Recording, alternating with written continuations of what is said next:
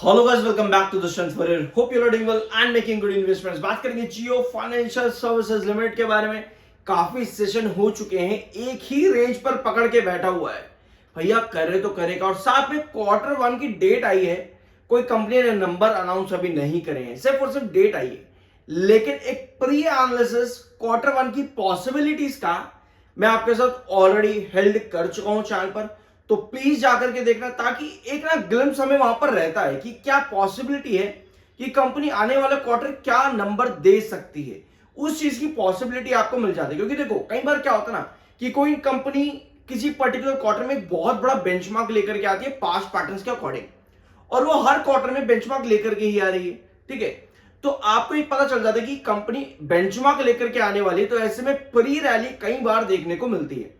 तो वो pre rally आपसे मिस ना हो, इस वजह से प्री एनालिसिस बहुत ज्यादा जरूरी होता है। और ये आप लोग भी कर सकते हो। मैंने आप लोगों को कई बार सिखाया कि किस तरह से एटलीस्ट अजम्पशंस हम लगा सकते हैं कि क्या पॉसिबिलिटीज पर हमें अगला क्वार्टर देखने को मिल सकता है। बहुत आसान है, बट जरूरी भी है एज एन इन्वेस्टर या फिर शॉर्ट टर्म इन्वेस्टर। ठीक है, तो बढ़ते हैं आगे। लेकिन आगे जाने से पहले चैनल को सब्सक्राइब कर देना, क्योंकि सब्सक्राइब करने के पैसे नहीं लगते। तो चलते हैं, शुरू करते हैं जियो financial services limited.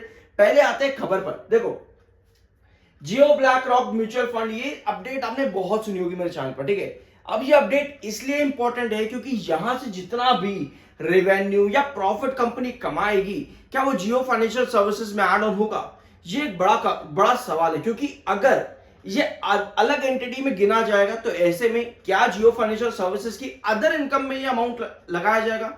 Other income, अगर अदर इनकम में लगाया जाएगा, मतलब कि कंपनी की प्रॉफिटेबिलिटी बढ़ेगी। और रेवेन्यू कैसे जनरेट किया जाएगा, मिक्स अप करके, या फिर इसको अलग ही एंटिटी रखेंगे और कुछ भी यहां पर नहीं ज्वाइन किया जाएगा। अभी भी इस पर जवाब आना कहीं ना कहीं बाकी है, तो बहुत इंपॉर्टेंट चीज है ये भी। इसके अलावा जियो ब्लैक रॉक ने लॉन्च किए 8 मोर म्यूचुअल फंड्स आज retail investors with 500 entry point. ठीक है, 500 रुपए की एंट्री पॉइंट रखिए। रिटेल इन्वेस्टर्स को बहुत ज्यादा अट्रैक्ट करने की कोशिश यहां पर है, और यही काम जियो टेलीकॉम ने भी किया था। ठीक है, जब लॉन्चिंग हुई थी उस टाइम पे फ्री सिम, तो कहीं ना कहीं जियो म्यूचुअल फंड या फिर अपनी अलग अलग एंटिटी जो यहां पर खोल रहा है लगातार, वहां पर भी सिमिलर ही काम करने की कोशिश चल रही है। ठीक है, वॉल्यूम आज के दिन का था 1 करोड़। डिलीवरी कितनी है ये वो देखेंगे। अभी 1 करोड़ का वॉल्यूम है, कल 3 करोड़ का वॉल्यूम था। अब वॉल्यूम आपका भैया ड्रॉप हो चुका है बहुत ज्यादा। अब हमें चाहिए डिलीवरी, ताकि लार्ज एंटिटीज बने। क्योंकि अगर लो वॉल्यूम पे लो डिलीवरी आएगी, मतलब कि शेयर में सेलिंग ज्यादा है। लेकिन अगर लो वॉल्यूम पे हाई डिलीवरी आती है, मतलब कि बायर आपके पास ज्यादा है इन कंपैरिजन जो बायर आपको हाई वॉल्यूम पर नजर आ रहे थे उसके कंपैरिजन में।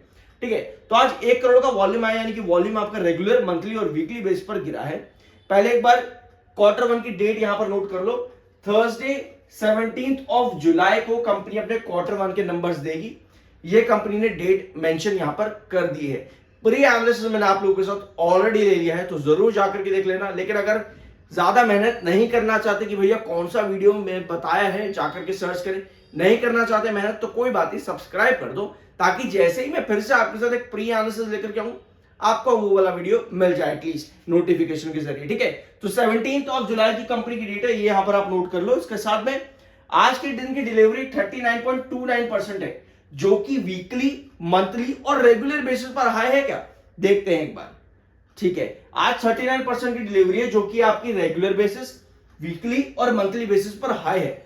यानी कि 1 करोड़ के वॉल्यूम पे आपके पास बायर उतने हैं जितने आपके इतने 2 करोड़ 3 करोड़ के वॉल्यूम पर नहीं आ रहे थे, उससे ज्यादा बायर आपके पास आ रहे। तो ये एक अच्छी चीज है। कैंडल पे भी चेक करेंगे अभी इसको, लेकिन टेक्निकल पॉइंट ऑफ व्यू पे एमएफआई 88.6 का है, जो कि हाईली ओवरबोट है, हाईली बियरिश पुल बैक की कंडीशन में आता है। आरएसआई 74.7 का है, और ये भी ओवरबोट है, पुल बैक बियरिश कंडीशन है। सो ऐसे टेक्निकल्स, क्या स्टॉक टिक पाएगा, हमें क्या देखने को मिलता है 282 पे, याद है आप लोगों को? नहीं, क्योंकि पहली बार चैनल पर आए और सब्सक्राइब भी नहीं करके जाओगे, इसलिए क्या ही याद होगा। कोई बात नहीं, जब शेयर आपका 282 पर था, मैं आपके सामने चार्ट लेकर के आता हूं, क्या हमारे पास 282 का जोन अभी है चार्ट पे? ठीक है, जब हमारे पास शेयर 282, यस, ये वाला लेवल, ये पूरा जोन जो आप यहां पर देख रहे हो ना, शेयर ने पहले अपने रेजिस्टेंस पर टिका, क्या किया, हैंगिंग सपोर्ट बनाया। यही डिस्कस करते हैं ना हम कि हैंगिंग सपोर्ट, और फिर ब्रेकआउट देने के लिए सस्टेनेबल कैंडल, जो कि क्लोजिंग द रेजिस्टेंस के ऊपर।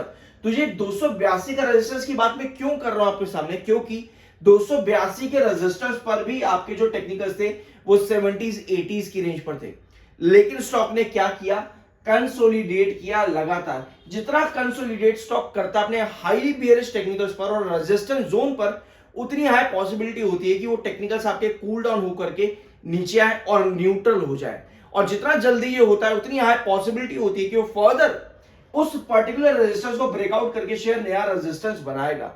और ये 305 से 310 का रेजिस्टेंस है, यहां पर 90s के टेक्निकल थे जिसके बाद स्टॉक ने 282 को सपोर्ट बनाया। तो यहां पर भी आपकी वही चीज चल रही है लगातार। 228 से 232 का ये रेजिस्टेंस जोन है। क्यों रेजिस्ट कर रहा है? बेयरिश टेक्निकल है। सेलिंग आपको बार बार देखने को मिलती है जब भी शेयर आपके 332 को ब्रेकआउट करने जाता है। 328 से 332 की रेंज है ना रेजिस्टेंस की, जब भी ब्रेकआउट करने जाता है सेलिंग नजर आती है। कल भी सेलिंग ज्यादा थी। आज की कैंडल जो है कंसोलिडेटेड कैंडल है, मतलब कहीं ना कहीं कल नजर रहेगी मार्केट के ऊपर कि मार्केट कैसा परफॉर्म कर रहा है। आज कंसोलिडेटेड कैंडल है, क्लोजिंग बनी है 331.65 पे, 332 का रेजिस्टेंस जोन है। और अगर हम बॉलिंजर बैंड ब्लू क्रॉसओवर देखेंगे तो 345-53 का आपका बॉलिंजर बैंड पर रेजिस्टेंस है। तो ऐसे में तगड़ी नजर रहनी चाहिए, क्योंकि जो कंसोलिडेशन है यहां पर आप हैंगिंग सपोर्ट को भैया वो बहुत स्ट्रांग बन चुका है। तो नजर जमा करके रखना भैया, कुछ तगड़ा यहां पर देखने को क्या मिल सकता है। लेकिन हमें क्या चाहिए होगा, हमें चाहिए होगी सस्टेनेबल कैंडल। ये होती है सस्टेनेबल कैंडल, ये होती है सस्टेनेबल कैंडल। कुछ इस तरह की कैंडल्स चाहिए होंगी ताकि शेयर आपके रेजिस्टेंस को ब्रेकआउट करे, सस्टेन करके उसके ऊपर क्लोजिंग दे। तब पॉसिबिलिटी बनती है कि अब शेयर अपने उस पर्टिकुलर रेजिस्टेंस को ब्रेकआउट देगा। लेकिन अगर ऐसी पोजीशन नहीं बनती है, शेयर सेल पर चले जाता है बिल्कुल उस तरह से जिस तरह यहां पर हुआ या यहां पर हुआ, तो शेयर के अंदर वो ब्रेकआउट नहीं बनते हैं, फर्दर वहां एंट्री अवॉइड होती है। ये चीजें हैं आपके अभी चार्ट पेंट पे। आई होप कि ये वीडियो आपको पसंद आया होगा। बाय, सभी को रिकमेंडेशन नहीं है, मिलता अगले वीडियो में। सब्सक्राइब के बिना मत जाना।